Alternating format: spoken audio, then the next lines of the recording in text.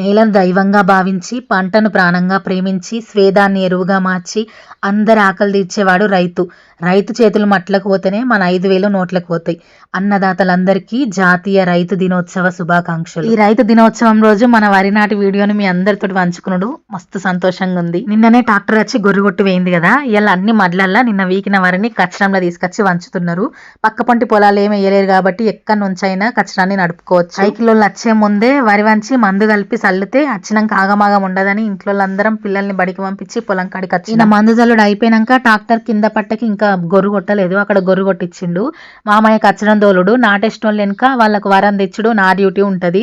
అదేందో పొలం కాడ ఏ పని చేసినా ఇంత ఆగం ఉండదు, కానీ వరేసిన రోజు మాత్రం బుక్కెడు బువ్వ తిందామన్నా కూడా తీరం ఉండదు. ఆ బురదల్నే అటురుకుడు ఇటురుకుడు ఆగమాగం ఉంటది. కానీ నాటు వడ్డాక మాత్రం ఎంత ప్రశాంతంగా ఉంటదంటే ఆ రోజు పడ్డ కష్టం అంతా మర్చిపోతాం. కానీ మా చేన్లు ఉన్న బొడిగేరాళ్ళు మాత్రం మా కష్టాన్ని మర్చిపోనియ్యి. ఎందుకంటే అరికాలు మొత్తం చీరకపోతాయి. సీన్కి వచ్చినాయి, ఇప్పటికి కూడా తగ్గలేదు, నడవత్తలేదు, చెప్పులు కూడా తొడగత్తలేదు. ఆయన దిక్కు నాటేసినాక అందరం కూర్చుండి తిని నార్మడి కింద మడ్లున్నాయి అవి కూడా నాటేసుకొని రూమ్ కడికేనాము.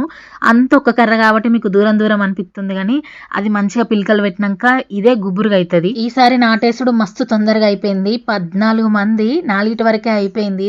దవ్వేసుకొచ్చిర్రు, ముత్యాలో లేత పడ్డది. నాట అయిపోయినాక స్నానం చేసి మళ్ళా పొలం కాడుకోయి పొలం చూస్తే ఎర్రటి సూర్యుడు వెలుగులా మెరిసిపోతుంది మా వరి.